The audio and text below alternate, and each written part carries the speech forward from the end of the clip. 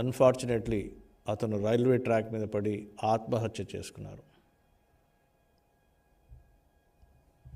ఈ సంఘటన కడప జిల్లా ముఖ్యమంత్రి జగన్ గారి సొంత జిల్లాలో జరిగిన ఈ దుర్ఘటన మాధవరం అనే గ్రామము, ఒంటిమిట్ట మండలము, రాజంపేట అసెంబ్లీ నియోజకవర్గము, రాజంపేట పార్లమెంట్ నియోజకవర్గంలో ఈ దుర్ఘటన జరిగింది. భర్త చనిపోయాడని, ఆత్మహత్య చేసుకున్నాడని, తన సొంత తండ్రి ఆత్మహత్య చేసుకున్నాడని ఆ బాధని తట్టుకోలేక అతని భార్య పద్మావతి గారు, అతని బిడ్డ వినయ ఇద్దరు ఇంట్లో ఆత్మహత్య చేసుకున్నారు. చాలా చాలా బాధగా ఉంది. యావత్తు తెలుగుదేశం పార్టీ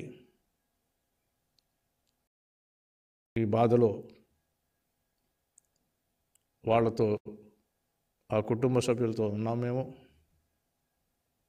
వాళ్ళని ఆదుకుంటాము. ఈ చట్టం చేసిన, ఈ వైసీపీ చేసిన ఈ హత్య ఇది. జగన్ రెడ్డి గారు ఈ చట్టం ఏదైతే చేశారో, ఈ ల్యాండ్ టైటిలింగ్ యాక్ట్, భూ హక్కు చట్టం ద్వారా కూడా మర్డర్లు చేస్తున్నారు. ఫిజికల్ మర్డర్లే కాదు, చట్టం ద్వారా కూడా మర్డర్లు చేస్తున్న నేపథ్యం మనం ఇప్పుడు చూస్తున్నాం. ఇందాక పెద్దలు చెప్పినట్టు పాలా సుబ్బారావు గారు బీసీ వర్గానికి చెందిన వ్యక్తి, చేనేత కార్మికుడు. అక్కడ హైవే ఎక్స్పాన్షన్ చేస్తున్నారు, 4 లేన్ ఎక్స్ప్రెస్ వే కడుతున్నారు అనే అంశం మీద ఆయన భూములు ఏదైతే 3 ఎకరాల 10 గుంటలు 10 సెంట్లు భూమి ఉందో ఆ పక్క నుంచే ఎక్స్ప్రెస్ హైవే పోతుందని రేట్లు పెరిగిపోయాయి. ఇప్పుడు అక్కడ రేట్లు ఎకరానికి 1 కోటి రూపాయల కంటే ఎక్కువ రేట్లు పెరిగిపోయినాయి. ఈ రేట్లు పెరిగిపోయాయని అతన్ని వైసీపీకి చెందిన పార్టీ లీడర్లు అందరు కలిసి ఈ భూమి మాకు ఇచ్చేసేయని ఒత్తిడి తీసుకొచ్చారు. ఆ ఒత్తిడికి ఆయనకు వంగలేదు.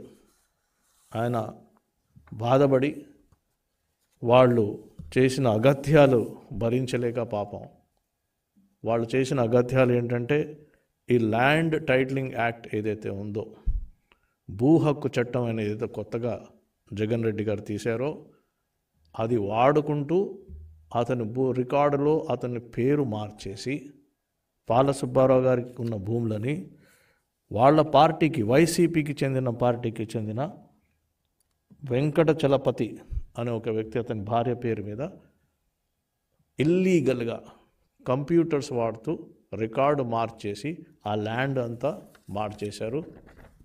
మీ భూమి దాని మీద వచ్చిన రిజల్ట్ మనం చూస్తున్నాం. ఆ ప్రింటౌట్ ఇది. మీ భూమి ప్రింటౌట్లో చూస్తే అక్కడ క్లియర్గా ఇక్కడ రాసుంది, కట్ట శ్రావణి, భర్త సుబ్బారాయుడు అని క్లియర్గా పేరు మార్చేశారు. అంటే భూ కబ్జా చేశారు.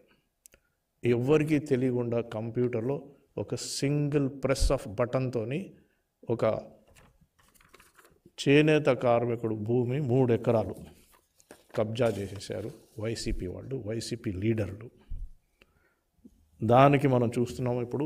అది తట్టుకోలేక పాపం బీదలు, బీసీలు, ఎస్సీలు, ఎస్టీలు భూములన్నీ ఎక్కడెక్కడో మొత్తం యావత్తు ఆంధ్రప్రదేశ్లో మనకి ఇంకా కంటికి కనిపించలేదు. ఎన్ని వందలు, ఎన్ని వేలు, ఎన్ని లక్షల ఎకరాలు ఈ మాదిరిగా ల్యాండ్ గ్రాబింగ్ చేస్తూ, టైటిలే మార్చేస్తూ, ఈ ల్యాండ్ టైటిలింగ్ యాక్ట్ అనేది ఒక ఇల్లీగల్ యాక్ట్, ఇది యాంటీ కాన్స్టిట్యూషనల్ యాక్ట్. ఇది దీనివల్ల ఏం జరుగుతుందో మనం చూస్తూ వస్తున్నాం. పేదలు, బీసీలు, ఎస్సీలు, ఎస్టీలు ఎక్కడెక్కడ ఏ మారుమూల ప్రాంతాల్లో ఎంతమందికి అన్యాయం జరుగుతుందో మనకి అర్థం కావట్లే. వస్తాయి అన్ని డీటెయిల్స్ మెల్లిమెల్లిగా బయటకు వస్తాయి. తెలుగుదేశం పార్టీ డీటెయిల్స్ అన్ని గ్యాదర్ చేసి ముఖ్యంగా పాల సుబ్బారావు గారి కుటుంబాన్ని మేము ఆదుకుంటాము. రెండవది, ఈ యాంటీ కాన్స్టిట్యూషనల్ యాక్ట్ ఏదైతే ఉందో ఇది కేవలం ఈ యాక్ట్ తీసుకురావడం వెనకాలే ఒక చెడు కుట్ర ఉంది. పేదల భూములని కబ్జా చేయడానికే ఈ యాక్ట్ తయారు చేశారు. చేస్తున్నారు, మనం చూస్తూ ఉన్నాం. ఇంకా ఎన్ని రోజులు చూడము. త్వరలో తెలుగుదేశం పార్టీ ప్రభుత్వం ఏర్పాటు చేస్తుంది. ఏర్పాటు చేసినప్పుడు ఈ ల్యాండ్ టైటిలింగ్ యాక్ట్ని సవరణ చేయడము లేదా తీసివేయడము, కొత్త చట్టం తీసుకురావడము ఏదో ఒకటి జరుగుతుంది. ప్రజలకు, ముఖ్యంగా ఎస్సీ, ఎస్టీ, బీసీ ప్రజలకు న్యాయం చేస్తాం. ఎటువంటి అన్యాయాలకి మేము మాకు ఓపిక లేదు, ఇంకా ఓపిక నశించింది. పేదలకు న్యాయం జరగాలి. ఈ ల్యాండ్ గ్రాబింగ్ నాడే ఆపేస్తాము. ఈ ల్యాండ్ టైటిలింగ్ యాక్ట్ని, భూ హక్కు చట్టాన్ని సవరిస్తాం. మళ్ళీ ఇంకోసారి చాలా బాధతో పాల సుబ్బారావు గారి కుటుంబాన్ని మేము ఆదుకుంటాం. పగాడ చెప్పుకుంటూ సెలవు తీసుకుంటున్నాం. నమస్తే.